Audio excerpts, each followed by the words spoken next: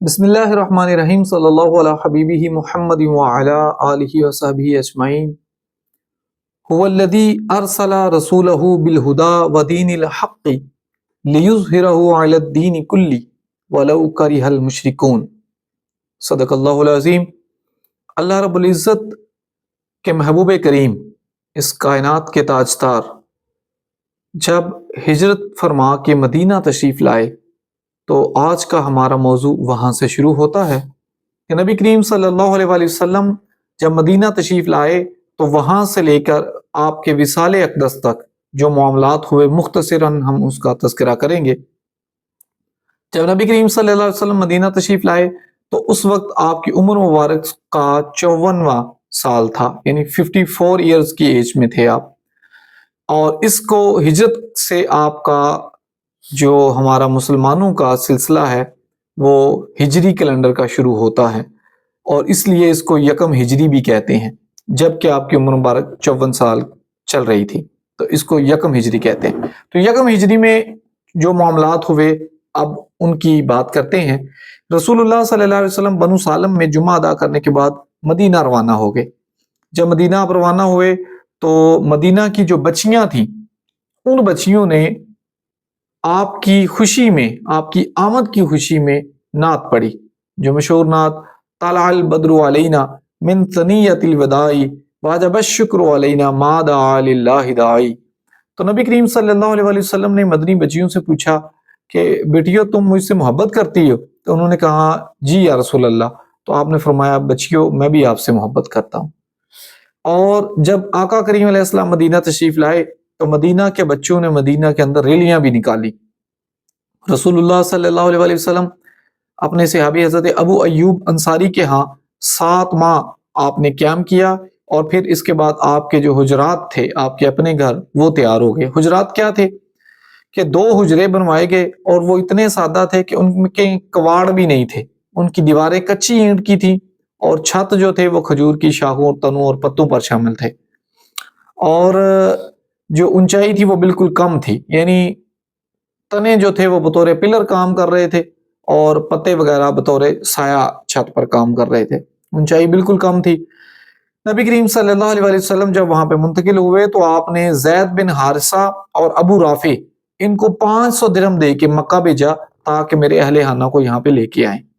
جو یہ دونوں وہاں پہنچے تو نبی کریم صلی اللہ علیہ وآلہ وسلم کے اہل بیت میں حضرت فاطمہ اور حضرت ام کلثوم صاحبزادیاں، حضرت سودا ام المؤمنین، اور ان کے ساتھ حضرت ام ایمن اور حضرت اسامہ بن زید یہ شامل تھے۔ اسی قافلہ میں حضرت ابو بکر کے خانوادہ کے حضرت عبداللہ بن ابو بکر اور حضرت عائشہ بنت ابی بکر ام المومنین بھی شامل تھیں۔ جب آپ یہ سارا قافلہ تشریف لایا تو نبی کریم صلی اللہ علیہ وآلہ وسلم کے ہاں حضرت عائشہ کی رخصتی بھی ہوئی۔ تو اسی سال عبداللہ بن سلام، یہ یہودیوں کے ایک بہت بڑے عالم تھے پہلے، انہوں نے اسلام قبول کر لیا۔ نبی کریم صلی اللہ علیہ وسلم کی 2 بیٹیاں تو مدینہ تشریف لائیں ہجرت کر کے، لیکن 2 بیٹیاں نہیں آئیں۔ حضرت زینب کو ان کے شوہر نے روک لیا تھا، اور حضرت رقیہ جو ہیں یہ اپنے خاوند حضرت عثمان کے ساتھ حبشہ میں مقیم تھی، کیونکہ انہوں نے ادھر ہجرت کی ہوئی تھی۔ اور اسی سال جو دیگر واقعات ہوئے ان میں جناب حضرت عبداللہ بن سلام کا اسلام قبول کرنا ہے۔ یہ اسلام سے پہلے یہودیت کے بہت بڑے عالم تھے، تو انہوں نے بھی اسلام قبول کیا۔ نبی کریم صلی اللہ علیہ وسلم نے مسجد نبوی کی تعمیر کی اور اس میں بنفس نفیس شرکت فرمائی۔ اس کی جو زمین تھی وہ 2 یتیم بچوں کی تھی، اس کی قیمت 10 دینار ادا کی گئی، اور یہ قیمت سیدنا ابو بکر صدیق رضی اللہ تعالیٰ عنہ نے ادا کی تھی۔ تو کیا ہی خوش نصیبی ہے کہ پچھلے 1500 سال سے مسجد نبوی آباد ہے، اور قیامت تک یہ آباد رہے گی، نمازی اس میں ادا کرتے رہیں گے، دجال بھی وہاں پہ نہیں جا سکتا۔ تو رسول اللہ صلی اللہ علیہ وآلہ وسلم کے اس صحابی کو قیامت تک کے لیے صدقہ جاریہ کا ثواب ملے گا۔ اور یہ وہ جگہ ہے کہ جس کے متعلق آقا کریم علیہ السلام نے فرمایا کہ میرے ممبر اور میرے گھر کے درمیان جگہ جنت ہے، روضۃ من ریاض الجنہ۔ تو یہ جنت خریدی اور اس کی جگہ کی قیمت ادا کی تھی سیدنا ابو بکر صدیق رضی اللہ تعالیٰ عنہ۔ اسی سال اذان مشروع ہوئی اور خواب میں حضرت عبداللہ بن زید انصاری اور حضرت عمر کو اذان سکھائی گئی اور حضرت بلال نے یہ اذان دی۔ نبی کریم صلی اللہ علیہ وآلہ وسلم کا ہجرت کا جو پہلا سال ہے، اسی میں آپ نے مواخات بھی قائم کی۔ ہجرت کرنے والے صحابہ کرام کی تعداد 45 سے 50 تھی، اور ہر مہاجر کو ایک انصاری کا بھائی بنایا گیا۔ اس میں بے مثال آفر جو ہے وہ حضرت سعد بن ربیع انصاری کی ہے۔ انہوں نے اپنے جو بھائی تھے، مہاجر بھائی حضرت عبد الرحمن بن عوف، ان کو کھلی اور بہت بڑی آفر کر دی۔ باغ تھے کھجوروں کے، آدھے دینے کی آفر کی، گھر کی اور اہل خانہ تک کی، لیکن آپ نے اس کا انکار کر دیا اور بازار کا رستہ پوچھا اور تجارت شروع کر دی، اور اللہ نے اتنی برکت ڈالی کہ چند ہی سالوں کے بعد حضرت عبد الرحمن بن عوف کے 700 اونٹ تجارتی سامان لے کے مدینہ میں آیا کرتے تھے۔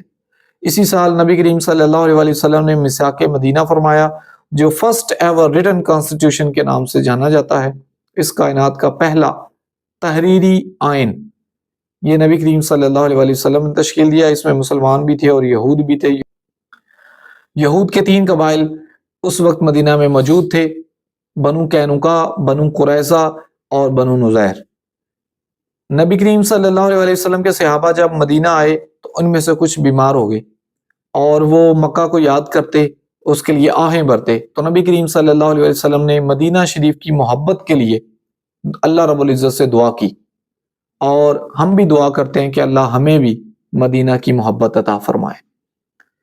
اسی سال نبی کریم صلی اللہ علیہ وآلہ وسلم کے حق کو تلاش کرنے والے، لمبا سفر طے کر کے آنے والے حضرت سلمان فارسی نے بھی اسلام قبول کیا۔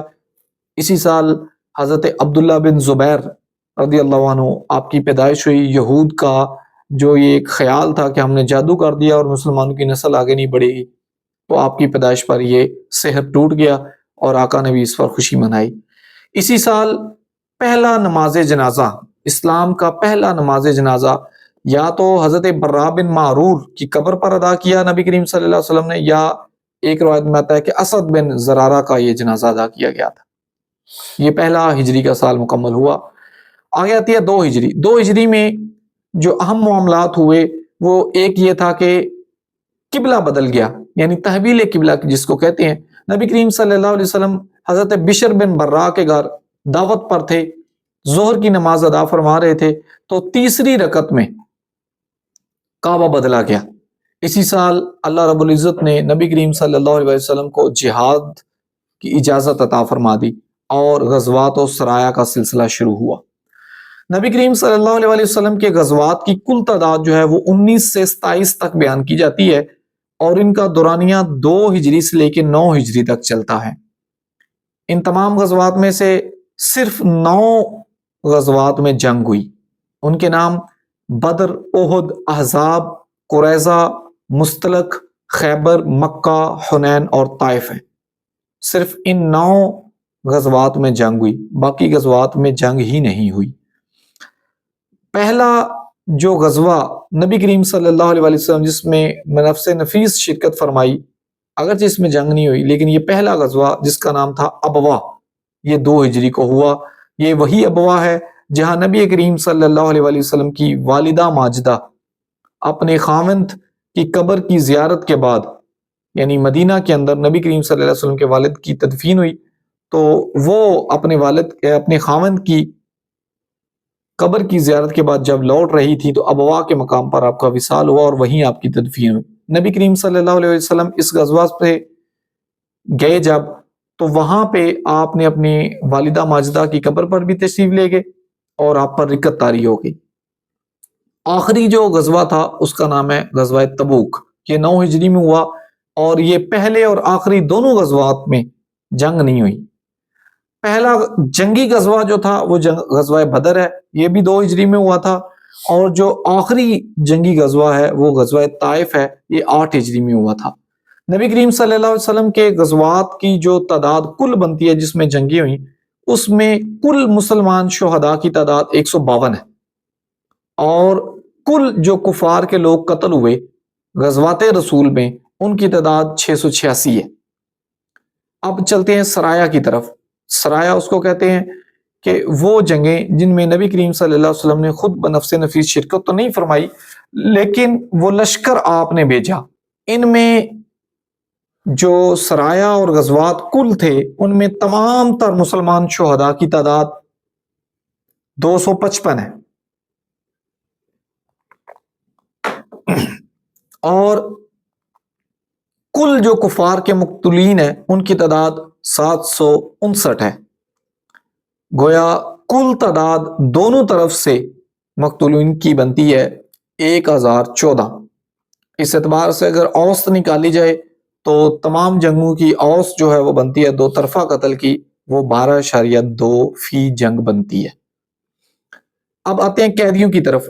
کل قیدی جو نبی کریم صلی اللہ علیہ وسلم کے ہاتھ لگے ان کی تعداد تھی 6564۔ ان میں 6000 قیدی تقریباً یہ غزوہ حنین کے تھے، جو غزوہ حنین کے بعد فوراً رہا کر دیے گئے۔ غزوہ حنین کے یہ قیدی نکال دیے جائیں تو باقی تمام جنگوں کی قید کی اوسط جو بنتی ہے وہ 7 قیدی فی جنگ بنتے ہیں۔ تو 6000 آپ نے ایک ہی جنگ کے بعد رہا کر دیے۔ اس کے علاوہ جو آپ نے قیدی آزاد کیے وہ 347 ہیں۔ گویا کل قیدیوں کی تعداد 6564 میں سے 6347 قیدی آزاد کر دیے گئے۔ ان میں سے خیال یہ ہے کہ 215 قیدی جو باقی بچے وہ مسلمان ہو گئے، اور صرف 2 قیدی ایسی تھے جو جنگی مجرم تھے تو ان کو قتل کیا گیا۔ تو یہ نبی کریم صلی اللہ علیہ وسلم کی غزوات اور سرایا تمام جو ہوئے، غزوات 2 ہجری سے لے کے 9 ہجری تک، اور سرایا 2 ہجری سے لے کے 11 ہجری تک۔ پہلا سریہ حضرت حمزہ کا تھا، سریہ حمزہ کہا جاتا ہے اس کو، اور آخری سریہ جو ہے وہ سریہ اسامہ ہے، اور سرایا کی تعداد 47 سے لے کے 56 تک، اور کل غزوات و سرایا کی تعداد 66 سے لے کے 83 تک بنتی ہے، جن کا ایک سکیچ میں نے آپ کے سامنے رکھا۔ اس میں پہلا جو مسلمان جنگ میں شہید ہوا، یعنی جس کو پہلا بدری شہید بھی کہا جا سکتا ہے، یہ مہجا مولا عمر ہیں، حضرت عمر کے غلام تھے۔ اور مطلقاً جو پہلی شہیدہ ہیں وہ حضرت سمیہ حضرت یاسر کی بیوی ہیں، اور جو پہلا مرد شہید ہوا وہ حضرت حارث بن ابی حالہ ہیں، جو حضرت خدیجہ کے پہلے خاوند سے بیٹے تھے۔ اور جو کفار کا پہلا بندہ جو قتل ہوا نبی کریم صلی اللہ علیہ وسلم کے دور میں، اس کا نام ہے عمر بن خدرمی۔ یہ سریہ نخلہ میں حضرت واقد بن عبداللہ سہمی کے ہاتھوں یہ بندہ قتل ہوا تھا، اور یہی وہ بندہ ہے جو بعد میں قریش کے ساتھ جنگ و جدل کا سبب بنا۔ تو اب یہ سارا سکیچ جب سامنے آیا تو اب اس میں بتائیں کہ نبی کریم صلی اللہ علیہ وآلہ وسلم کی تبلیغی مسائی، ان کے متعلق یہ کہا جاتا ہے کہ اسلام آپ کی تبلیغ سے نہیں پھیلا، بلکہ اسلام تو صرف تلوار سے پھیلا۔ اسلام کہاں تلوار سے پھیلا؟ کیا نبی کریم صلی اللہ علیہ وسلم نے اپنی پوری زندگی میں کسی ایک بھی مسلمان کو تلوار کے زور پر کلمہ پڑھایا؟ کیا رسول اللہ صلی اللہ علیہ وآلہ وسلم نے کسی بھی بندے کو، کسی بھی قبیلے کو یہ دھمکی دی کہ کلمہ پڑھ لو ورنہ تم سب کو مار دیا جائے گا، اور کلمہ کے بغیر تمہاری جان بخشی نہیں کی جائے گی، جبکہ قیدیوں کی اتنی بڑی تعداد تو آپ نے ویسے ہی چھوڑ دی؟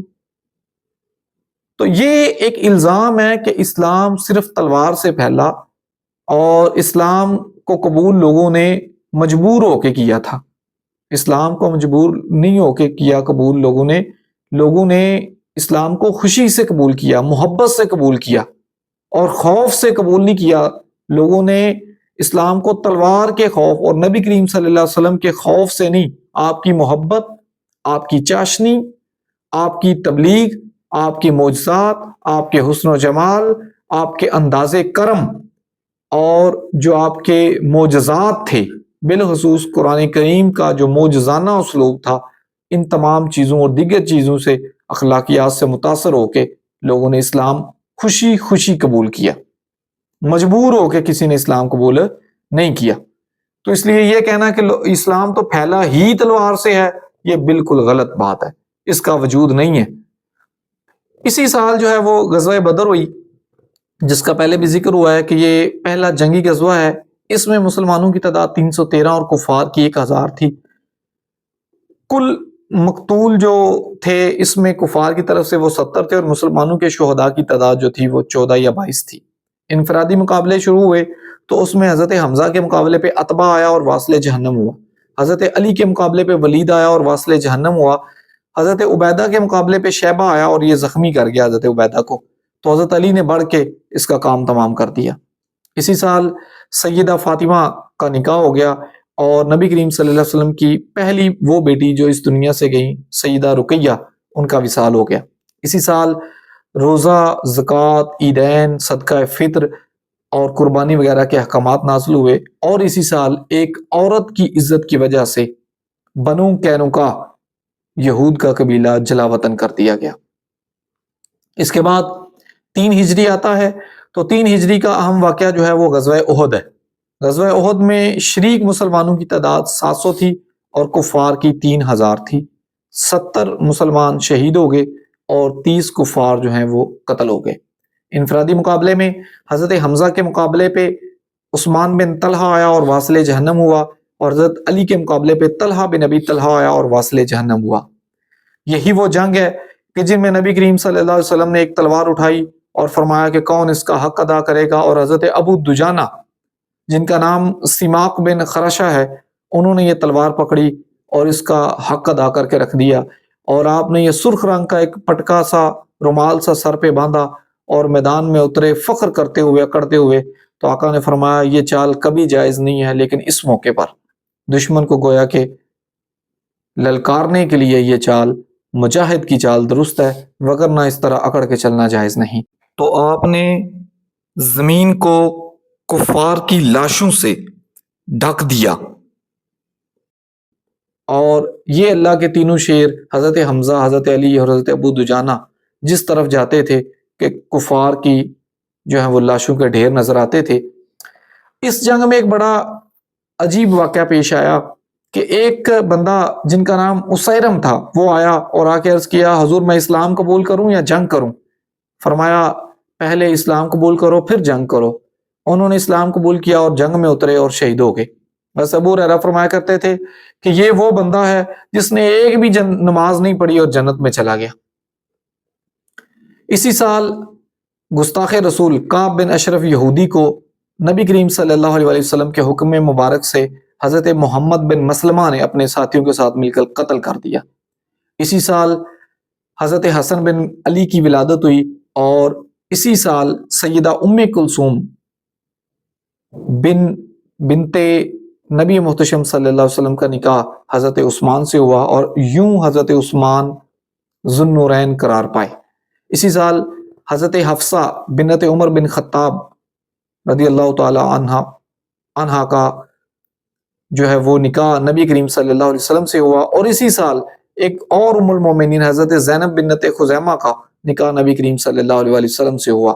اسی سال اللہ رب العزت نے میراث کے احکامات نازل کیے اور مشرک عورتوں سے نکاح کو حرام قرار دے دیا۔ اس کے بعد آتا ہے 4 ہجری۔ 4 ہجری ایک میں کچھ دردناک واقعات ہوئے، جن میں حادثہ رجی شامل ہے، جس میں 10 مبلغین صحابہ کرام کو دعوت دی گئی اور دھوکہ دے کے ان کو شہید کر دیا گیا۔ اس کے بعد حادثہ بئر معونہ آتا ہے، جس میں 70 صحابہ کرام جو قراء اور مبلغین تھے وہ شامل تھے۔ وہ تبلیغ کی غرض سے مدینہ سے نکلے، لیکن رستے میں کفار نے دھوکہ دے کر ان میں سے 67 مسلمانوں کو شہید کر دیا، اور نبی کریم صلی اللہ علیہ وسلم ان واقعات سے اتنے دل برداشتہ ہوئے اور آپ کو اتنی درد اور تکلیف ہوئی کہ آپ نے پھر قنوت نازلہ پڑھنا شروع کر دی۔ اسی سال بنو نذیر یہودیوں کے دوسرے قبیلے نے نبی کریم صلی اللہ علیہ وسلم کی شہادت کا ارادہ کیا تو ان کو جلا وطن کر دیا گیا۔ اسی سال نبی کریم صلی اللہ علیہ وسلم کے نواسے حضرت عبداللہ بن عثمان یعنی عبداللہ بن رقیہ بنت نبی صلی اللہ علیہ وسلم کو مرغ نے چونچ ماری، ان کی آنکھ خراب ہو گئی اور اس وجہ سے ان کا وصال ہو گیا۔ اسی سال ام المومنین حضرت زینب بنت خزیمہ کا وصال ہوا۔ یہ دوسری اور آخری زوجہ محترمہ ہیں، ام المومنین ہیں، جن کا نبی کریم صلی اللہ علیہ وسلم کی حیات مبارکہ میں وصال ہوا۔ اسی سال نبی کریم صلی اللہ علیہ وسلم نے حضرت ام سلمہ سے نکاح فرمایا، اور اسی سال سیدنا علی المرتضیٰ کی والدہ ماجدہ سیدہ فاطمہ بنت اسد کا وصال ہو گیا۔ اسی سال حضرت حسین بن علی آپ کی ولادت ہوئی، اور مختلف اقوال ہیں جن میں ایک قول یہ بھی ہے کہ اسی سال اللہ رب العزت نے شراب کو حرام قرار دے دیا۔ دیگر اقوال میں یہ آتا ہے 6 یا 8 ہجری میں اللہ رب العزت نے شراب کو حرام قرار دیا تھا۔ تو یہ تھا 4 ہجری کا ایک مختصر سا سکیچ۔ اس کے بعد آگے آتا ہے 5 ہجری۔ 5 ہجری میں نبی کریم صلی اللہ علیہ وسلم نے حضرت جویریہ سے نکاح فرمایا۔ اسی سال غزوہ بنو مستلق پیش آیا، جس کو غزوہ مریسی بھی کہا جاتا ہے، اور اس کے بعد واقعہ افق بھی ہوا، اور اسی سال حضرت عائشہ کی حرمت میں، آپ کی پاک دامنین میں اللہ رب العزت نے سورہ نور کی آیات نازل فرمائیں۔ غزوہ بنو مستلق میں 10 کفار قتل ہوئے تھے، اور 1 مسلمان شہید ہوا، اور چند کفار قید بھی ہوئے۔ حضرت عائشہ پر جو معاملہ ہوا اس کی وجہ سے پھر حد قذف بھی اسی سال نازل ہوئی۔ اسی سال حضرت عائشہ کی برکت سے آیت تیمم بھی نازل ہوئی، اور اللہ رب العزت نے پردہ بھی مسلمان عورتوں پر فرض قرار دے دیا۔ اسی سال نماز خوف، اس کے احکامات بھی نازل ہوئے، اور اسی سال نبی کریم صلی اللہ علیہ وسلم نے حضرت زینب بنت جحش سے نکاح بھی فرمایا۔ اسی سال غزوہ خندق پیش آئی، جس میں نبی کریم صلی اللہ علیہ وسلم کی کچھ نمازیں بھی قضا ہو گئیں۔ غزوہ خندق میں مسلمانوں کی تعداد 3000 تھی، اور کفار کی تعداد 10,000 تھی۔ 6 مسلمان اس میں شہید ہوئے، اور 10 کفار واصل جہنم ہوئے۔ انفرادی مقابلوں میں سیدنا علی المرتضیٰ رضی اللہ تعالیٰ عنہ کے مقابلے پہ عمر بن عبد ود، مشہور عرب کا لڑاکا سردار، سامنے آیا، اور آپ کی ضرب سے واصل جہنم ہوا۔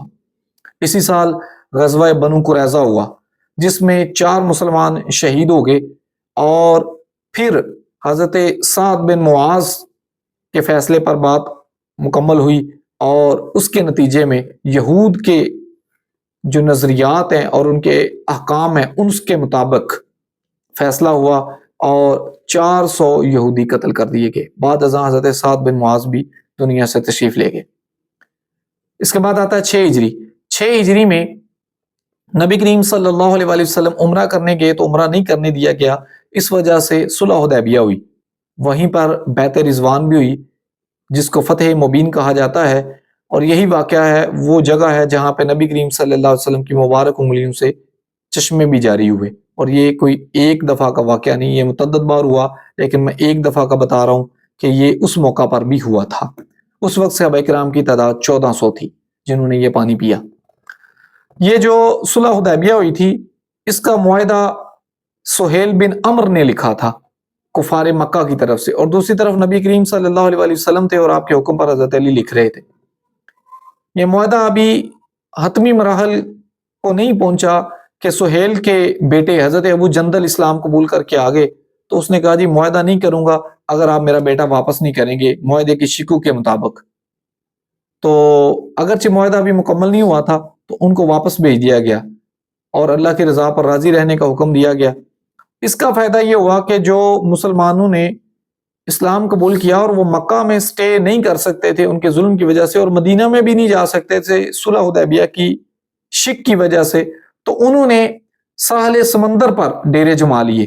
تو حضرت ابو بصیر کی مائیت میں 70 مظلوم صحابہ کرام وہاں پہ اکٹھے ہو گئے، اور پھر انہوں نے کاروائیاں شروع کر دیں قریش مکہ کے خلاف، جس سے تنگ پڑ کے انہوں نے یہ شک ختم کروا دی، خود نبی کریم صلی اللہ علیہ وسلم سے ریکویسٹ کر کے۔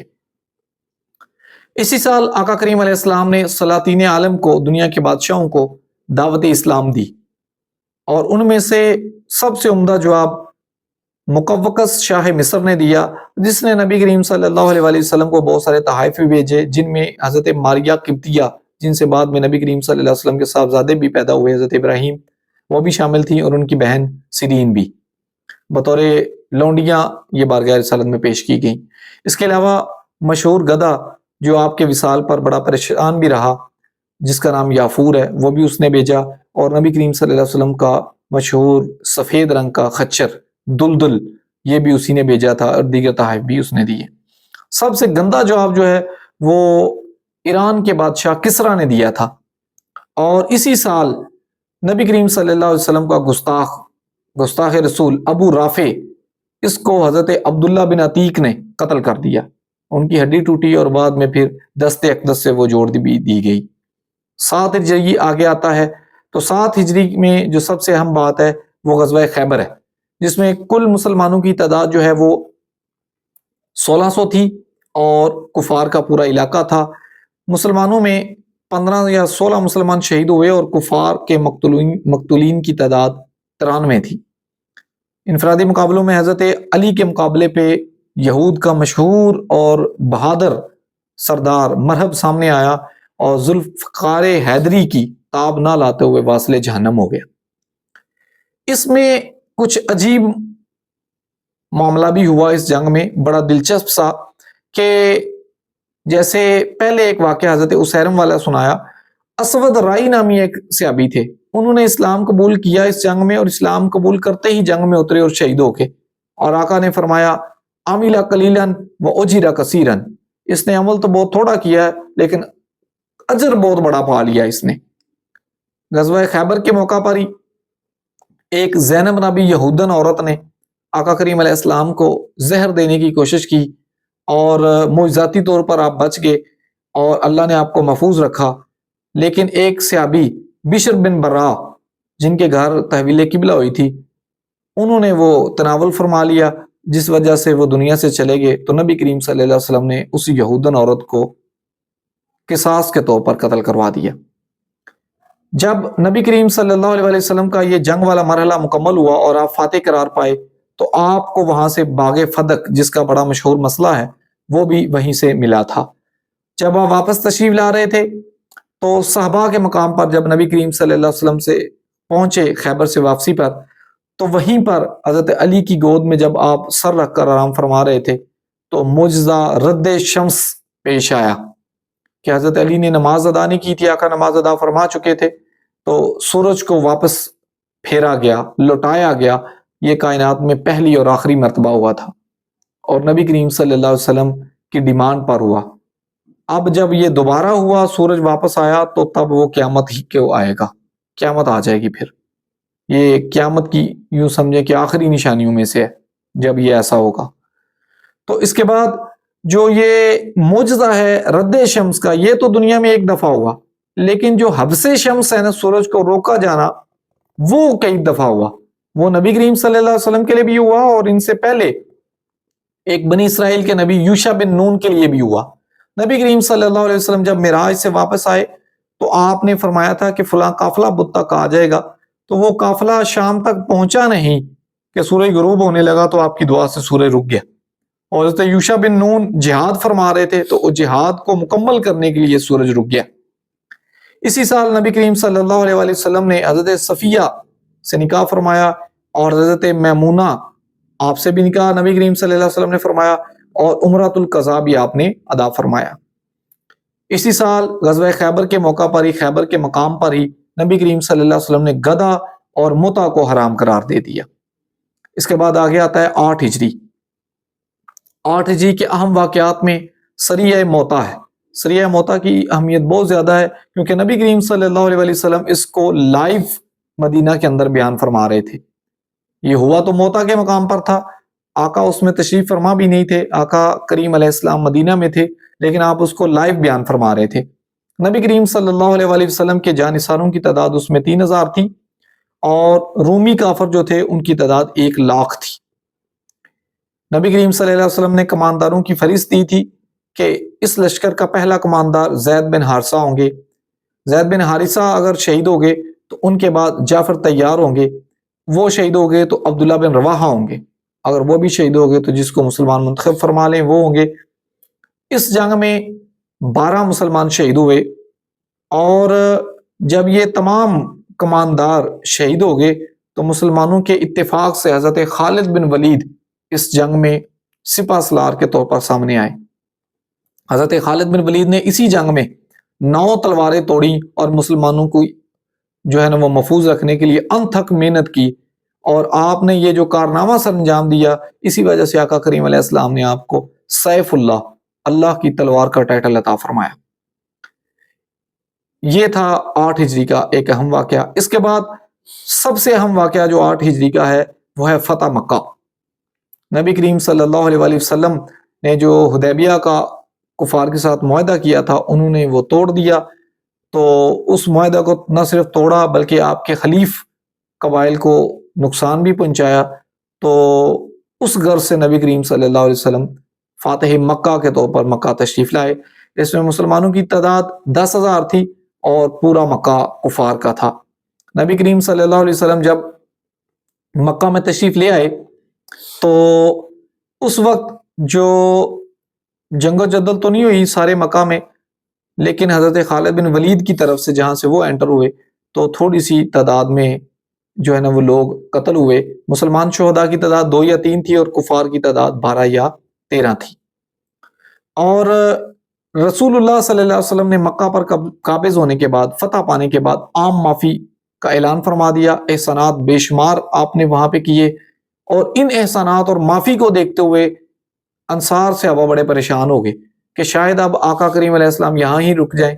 تو جب رسول اللہ صلی اللہ علیہ وسلم نے اپنے جانثار انصار صحابہ کی یہ پریشانی دیکھی تو آقا کریم علیہ السلام نے ارشاد فرمایا، المحیا محیاکم والممات مماتکم، اے میرے انصار جانثارو، میری زندگی تمہارے ساتھ ہے اور میری موت بھی تمہارے ساتھ ہے۔ تو صحابہ کرام اس پر خوش ہو گئے۔ رسول اللہ صلی اللہ علیہ وسلم نے عام معافی کا تو اعلان فرمایا، لیکن آپ نے گستاخ رسول عبد العزہ بن قتل اور دیگر جو اس میں شامل لوگ تھے ان کو قتل کا حکم دے دیا کہ ان کو قتل کر دیا جائے۔ اس کے علاوہ اگر کوئی جنگی مجرم تھا تو صرف اس کو قتل کیا گیا۔ اس کے بعد نبی کریم صلی اللہ علیہ وسلم کا اگلا غزوہ حنین ہے، جس میں باقاعدہ جنگ ہوئی۔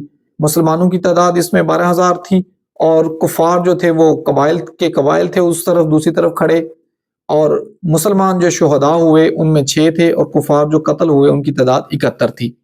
اس جنگ میں نبی کریم صلی اللہ علیہ وسلم کو بہت زیادہ مال غنیمت حاصل ہوا، اور آپ نے اہل مکہ پر بہت نچھاور فرمایا، ان کی تالیف قلب فرمائی۔ تو اس وجہ سے بعض جو نوجوان انصاری صحابی تھے انہوں نے کوئی بات کر دی، تو نبی کریم صلی اللہ علیہ وسلم نے پھر انصار کو مخاطب کر کے فرمایا آخر میں کہ کیا انصار تم اس بات پر خوش نہیں ہوتے کہ لوگ مال و دولت بھیڑ بکریاں لے کے جائیں، اور جب تم مدینہ جاؤ تو اللہ کے رسول کو اپنے ساتھ لے کے جاؤ؟ تو صحابہ کرام انصاری صحابہ گھٹنوں کے بل کھڑے ہوئے اور اس پر دھاڑے مار کر روئے اور عرض کیا کہ حضور ہم اسی پر راضی ہیں۔ اس کے بعد نبی کریم صلی اللہ علیہ وسلم نے طائف کا رخ فرمایا اور غزوہ طائف پیش آیا، جس میں 12 مسلمان شہید ہوئے۔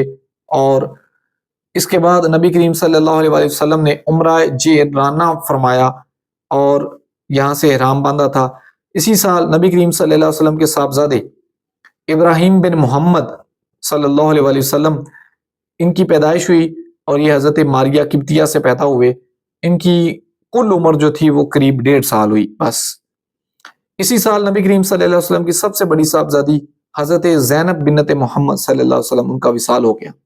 اسی سال مشہور واقعہ استوان حنانہ، وہ جو ایک لکڑی کا ٹکڑا تھا جو رسول اللہ صلی اللہ علیہ وسلم کے ہجر میں رویا، وہ بھی اسی سال واقعہ پیش آیا۔ اور اسی سال اللہ رب العزت نے چور کی سزا ہاتھ کاٹنا نازل فرمائی۔ آگے آتا ہے 9 ہجری۔ 9 ہجری کے معاملات جو ہیں ان میں جو سب سے مشہور واقعہ ہے وہ نبی کریم صلی اللہ علیہ وآلہ وسلم کا ازواج مطہرات سے کچھ عرصہ کے لیے الگ ہونا ہے، جس کو الا کہا جاتا ہے، اور اس کے بعد ان کو اختیار دینا ہے جس کو تخییر کہا جاتا ہے۔ تو الا اور تخییر کا واقعہ 9 ہجری میں ہوا تھا۔ اسی سال نبی کریم صلی اللہ علیہ وآلہ وسلم نے زکوٰۃ کے عاملین جو زکوٰۃ اکٹھا کریں ان کو مقرر فرمایا۔ اسی سال منافقین نے مسجد زرار بنائی جس کو گرا دیا گیا۔ اسی سال اللہ رب العزت نے جزیہ کا حکم نازل فرمایا اور سود کو ہمیشہ کے لیے حرام قرار دے دیا گیا۔ ایک قول کے مطابق اسی سال نجاشی شاہ حبشہ جن کا نام اسہمہ تھا ان کا وصال ہوا، اور وہ چونکہ حبشہ میں وصال ہوا اور آقا کریم علیہ السلام مدینہ میں تشریف فرما تھے، تو رسول اللہ صلی اللہ علیہ وسلم نے مدینہ کے اندر قائم رہتے ہوئے ان کا نماز جنازہ ادا فرمایا۔ اسی سال عبداللہ بن ابی رئیس المنافقین کی موت ہوگی، اور نبی کریم صلی اللہ علیہ وسلم نے اس رئیس المنافقین کے ساتھ بھی جو رحم دلی فرمائی، جو کرم فرمایا اس پر اپنی قمیض عطا فرما کے، اس کی وجہ سے اس کے قبیلے کے جتنے بھی منافق لوگ تھے وہ بھی سچے پکے مسلمان ہو گئے، اور اس کے علاوہ بھی لوگ مسلمان ہو گئے۔ اسی سال شعبان کے مہینے میں نبی کریم صلی اللہ علیہ وسلم کی تیسری صاحبزادی سیدہ ام کلثوم زوجہ عثمان بن عفان رضی اللہ تعالیٰ عنہم اجمعین کا وصال ہو گیا۔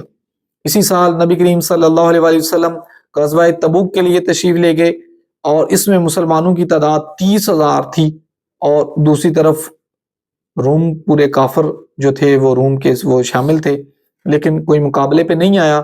رسول اللہ صلی اللہ علیہ وسلم نے تبوک کے مقام پر 20 دن قیام فرمایا، اور روم کا کوئی بھی سپاہی یا کوئی بھی لشکر رسول اللہ صلی اللہ علیہ وسلم کے مقابلے پہ نہیں آیا۔ اسی سال کو عام الوفود کہا جاتا ہے۔ اسی سال مسلمہ بارگاہ رسالت میں حاضر ہوا، اسلام قبول کیا وفد کے ساتھ، اور واپسی پہ جا کے اس نے اعلان نبوت کر دیا۔ اور اسی سال نجران کا نصرانیوں کا، جن کو عیسائی کہا جاتا ہے، نصرانیوں کا وفد آیا، اور انہی کو نبی کریم صلی اللہ علیہ وسلم نے مباہلہ کی دعوت بھی دی، یعنی مباہلہ والا معاملہ بھی اسی سال ہوا تھا۔ اسی سال نبی کریم صلی اللہ علیہ وآلہ وسلم نے حج کے لیے سیدنا صدیق اکبر رضی اللہ تعالیٰ عنہ کو امیر الحج بنا کر مکہ کی طرف روانہ فرمایا، اور رسول اللہ صلی اللہ علیہ وسلم کے صحابی سیدنا علی المرتضیٰ نقیب الاسلام ٹھہرے۔ اس کے بعد آگے آتا ہے 10 ہجری۔ 10 ہجری کے اہم واقعات میں حجۃ الوداع ہے، نبی کریم صلی اللہ علیہ وآلہ وسلم کا حج۔ اس میں شریک مسلمانوں کی تعداد 1,00,000 سے زائد تھی، بعض لوگوں نے یہ تعداد 1,14,000 بیان کی ہے، اور یہ تعداد بڑھتے بڑھتے 1,44,000 تک جو ہے نا لوگوں نے شمار کی ہے۔ تو نبی کریم صلی اللہ علیہ وسلم کا مشہور خطبہ جو اسلامی تعلیمات کا نچوڑ ہے، خطبہ حجۃ الوداع، وہ بھی اسی موقع پر پیش آیا، اور رسول اللہ صلی اللہ علیہ وسلم نے مختلف مقامات پہ کھڑے ہو کے یہ خطبہ ارشاد فرمایا تھا۔ یہ خطبہ جب نبی کریم صلی اللہ علیہ وسلم یوم عرفہ میں فرما رہے تھے، عرفات کے دن، تو وہ جمعہ کا دن تھا، یعنی یوم عرفہ 9 ذو الحج جمعہ کو تھی۔ یہ یاد رکھیے گا، اس سے وصال نبی صلی اللہ علیہ وسلم کا تذکرہ سامنے آئے گا۔ یوم عرفہ جب رسول اللہ صلی اللہ علیہ وسلم نے حج فرمایا، وہ 9 ذی الحجہ جمعہ کا دن تھا، اور اسی سال اللہ رب العزت نے بعض روایات کے مطابق یہی ہے کہ اسی دن اللہ تعالیٰ نے یہ آیت نازل فرمائی، الیوم اکملت لکم دینکم واتممت علیکم نعمتی ورضیت لکم الاسلام دینا۔ یہ بھی اسی موقع پر نازل ہوئی تھی، اور دین مکمل ہو گیا۔ نبی کریم صلی اللہ علیہ وسلم نے حج مکمل فرمانے کے بعد قربانی کی اور حلق کروایا، اور اپنے موئے مبارک صحابہ کرام میں بطور تبرک تقسیم فرما دیے۔ واپسی پر حضرت علی رضی اللہ تعالیٰ عنہ کے بارے میں کسی شخص نے بات کی، تو نبی کریم صلی اللہ علیہ وسلم نے غدیر خم کے موقع پر مشہور خطبہ ارشاد فرمایا، جس میں آپ نے فرمایا، من کنت مولاہ فعلی مولاہ اللہ موالی من والاہ وعادی من عاداہ۔ جس کا میں مولا اس کا علی مولا، اور اے اللہ جو علی سے محبت کرے تو بھی اس سے محبت کر، اور جو علی سے دشمنی کرے تو بھی اس سے دشمنی کر۔ تو ہم مسلمان نبی کریم صلی اللہ علیہ وسلم کے اس فرمان کو حق مانتے ہیں۔ آقا کریم علیہ السلام بھی ہمارے مولا ہیں، اور سیدنا علی المرتضیٰ رضی اللہ تعالیٰ عنہ آپ بھی ہمارے مولا ہیں، اور ہم دل و جان سے حضرت علی المرتضیٰ رضی اللہ تعالیٰ عنہ سے محبت کرتے ہیں، اور یہ اللہ تعالیٰ کی محبت کے حصول کا آسان ذریعہ ہے۔ ہر مسلمان کو چاہیے کہ وہ دل و جان سے سیدنا علی المرتضیٰ رضی اللہ تعالیٰ عنہ سے محبت کرے۔ یہ 10 ہجری کے واقعات تھے۔ آگے آتی ہے 11 ہجری۔ یہ آخری لشکر جو نبی کریم صلی اللہ علیہ وسلم نے روانہ فرمایا، جس کو آخری سریہ بھی کہا جاتا ہے، سریہ اسامہ، وہ نبی کریم صلی اللہ علیہ وسلم نے موتا کے مقام پر حکم فرمایا کہ روم کے لشکر سے جا کے ٹکراؤ۔ تو رسول اللہ صلی اللہ علیہ وسلم کا روانہ کردہ یہ لشکر ابھی مدینہ سے باہر ہی نکلا، کہ ان کو واپس لوٹنا پڑا آقا کریم علیہ السلام کے وصال کی وجہ سے، تو یہ لشکر دوبارہ جو روانہ ہوا تھا ربیع الاخر میں روانہ ہوا تھا، ربیع الاول میں نہیں جا سکا۔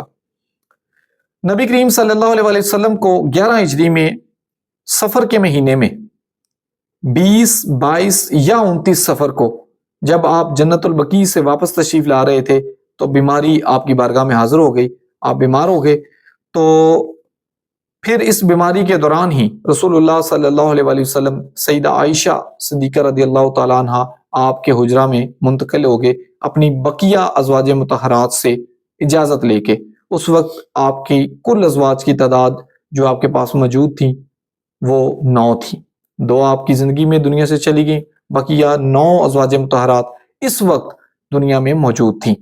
تو نبی کریم صلی اللہ علیہ وسلم حضرت عائشہ کے گھر منتقل ہو گئے، اور حضرت عائشہ کے والد گرامی سیدنا ابو بکر صدیق رضی اللہ تعالیٰ عنہ کو حکم دیا کہ وہ لوگوں کو نمازیں پڑھائیں۔ یہ جمعہ کا دن تھا جب حضرت ابو بکر نے نمازیں پڑھانا شروع کی، اور رسول اللہ صلی اللہ علیہ وسلم کی موجودگی میں جمعہ سے لے کے سوموار تک حضرت ابو بکر صدیق نے 17 نمازیں پڑھائیں۔ سوموار وہ دن ہے کہ جس دن نبی کریم صلی اللہ علیہ وسلم اس دنیا سے چلے گئے۔ رسول اللہ صلی اللہ علیہ وسلم نے بھی حضرت ابو بکر کی اقتداء میں نماز ادا فرمائی، اور ایک رکعت نبی کریم صلی اللہ علیہ وسلم نے ایک دوسرے صحابی حضرت عبد الرحمن بن عوف کے پیچھے بھی ایک موقع پر ادا فرمائی تھی۔ یہی وہ دن ہے کہ جب نبی کریم صلی اللہ علیہ وسلم کی بیماری حد سے بڑھ گئی تو حضرت فاطمہ بڑی پریشان ہوئی، تو حضور نبی کریم صلی اللہ علیہ وسلم نے حضرت فاطمہ سے سرگوشیاں فرمائیں۔ ایک سرگوشی میں آپ بڑی پریشان ہو گئی اور دوسری سرگوشی میں آپ بہت خوش ہو گئی۔ ایک میں آپ نے وصال کا ذکر فرمایا تھا اور دوسری میں حضرت فاطمہ کو جلد اپنے آپ سے ملنے کا وعدہ فرمایا تھا، ذکر فرمایا تھا۔ اس وجہ سے حضرت فاطمہ ایک دفعہ پریشان ہوئی اور ایک دفعہ خوش ہوئی۔ ابھی انہی دنوں میں نبی کریم صلی اللہ علیہ وسلم کا کرتاس والا معاملہ بھی پیش آیا، اور بعد میں حضرت علی المرتضیٰ کو آپ نے نماز روزہ اور غلاموں کے سے نرمی کے متعلق، نماز روزہ پر پابندی اور غلاموں سے نرمی کے متعلق وصیت بھی فرما دی۔ سوموار کا دن تھا، صبح کا وقت ہوا تو نبی کریم صلی اللہ علیہ وسلم نے فجر کی نماز کے وقت اپنے حجرہ اقدس سے حضرت عائشہ کے گھر سے اپنے صحابہ کرام کو حضرت ابو بکر کی اقتداء میں نماز پڑھتے ہوئے دیکھا اور آپ خوش ہوئے، اور صحابہ کرام آپ کی خوشی میں صفیں توڑنے ہی والے تھے کہ نبی کریم صلی اللہ علیہ وسلم نے پردہ چھوڑ دیا۔ اس کے بعد نبی کریم صلی اللہ علیہ وسلم کی حیات مبارکہ میں صحابہ کرام کو عام زیارت نصیب نہیں ہو سکی تھے، تو نبی کریم صلی اللہ علیہ وسلم اسی دن جب بیماری بڑھی تو آپ نے حضرت عائشہ کے بھائی جب آئے تو ان کے ہاتھ میں مسواک دیکھی، تو حضرت عائشہ نے مسواک نرم کر کے اپنے منہ سے مسواک نرم کی اور پھر نبی کریم صلی اللہ علیہ وسلم کی بارگاہ میں پیش کی۔ تو یہ وہ آخری چیز ہے جو نبی کریم صلی اللہ علیہ وسلم کے منہ مبارک میں گئی۔ گویا اللہ رب العزت نے سیدہ عائشہ کے لعاب کو اور نبی کریم صلی اللہ علیہ وسلم کے لعاب کو اس موقع پر جمع فرما دیا، اور یہ محبت کی عظیم داستان ہمیشہ کے لیے رقم ہو گئی۔ نبی کریم صلی اللہ علیہ وسلم اپنے آخری وقت میں حضرت عائشہ کی گود میں ٹیک لگا کے بیٹھے ہوئے تھے، آپ کے سینے پر آپ کا سر مبارک تھا اور آپ نیم دراز تھے۔ تو نبی کریم صلی اللہ علیہ وسلم جب اس حال میں تھے کہ آپ نے آخری کلمات ارشاد فرمائے اور فرمایا بل الرفیق الاعلی، اور پھر نبی کریم صلی اللہ علیہ وسلم اپنے خالق کی بارگاہ میں حاضر ہو گئے، اور یہ سوموار کا دن تھا۔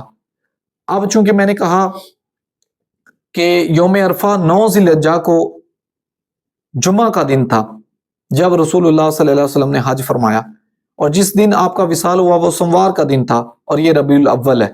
اب اس 9 ذی الحجہ جمعہ والے دن سے لے کے سوموار ربیع الاول والے دن تک، نبی کریم صلی اللہ علیہ وسلم کے وصال تک، درمیان میں ذو الحجہ ختم ہوتا ہے، محرم شروع ہو کے ختم ہوتا ہے، سفر ختم ہوتا ہے، تو یہ 3 مہینے ختم ہوتے ہیں۔ ان 3 مہینوں کو آپ 29 کا کریں، 30 کا کریں، جتنے بھی جوڑے ممکن ہیں، 1 29 2 30 2 29 1 30، جس طرح مرضی کر لیں۔ اس سال اگر حدیث پاک کے مطابق آپ یقین رکھیں تو 9 ذی الحجہ جمعہ کو تھا اور وصال نبی سوموار کو تھا، تو کسی بھی صورت 12 ربیع الاول کو اس سال سموار آیا ہی نہیں۔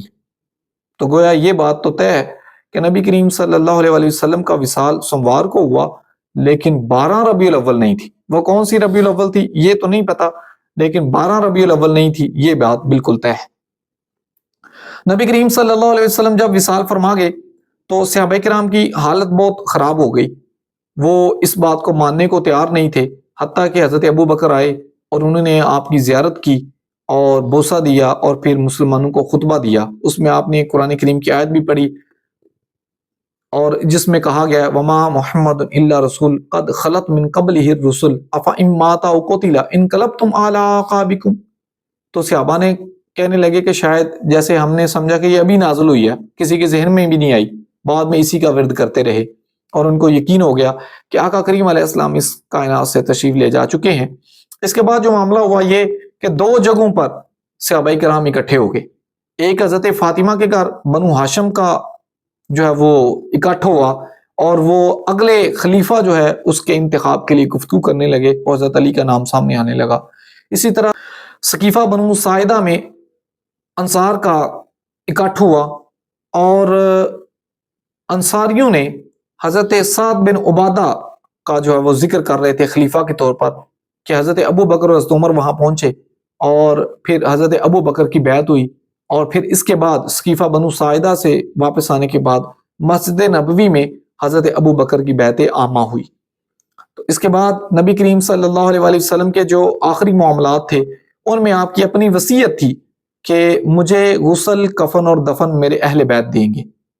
تو رسول اللہ صلی اللہ علیہ وآلہ وسلم کو جو غسل تھا وہ حضرت فضل بن عباس، قسم بن عباس، حضرت عباس، حضرت علی اور حضرت اسامہ نے مل کر دیا، اور حضرت نبی کریم صلی اللہ علیہ وسلم کے جسم اقدس پر ناف مبارک اور آنکھوں پر جو تری تھی وہ بطور تبرک حضرت علی المرتضیٰ نے اس کو چوس لیا۔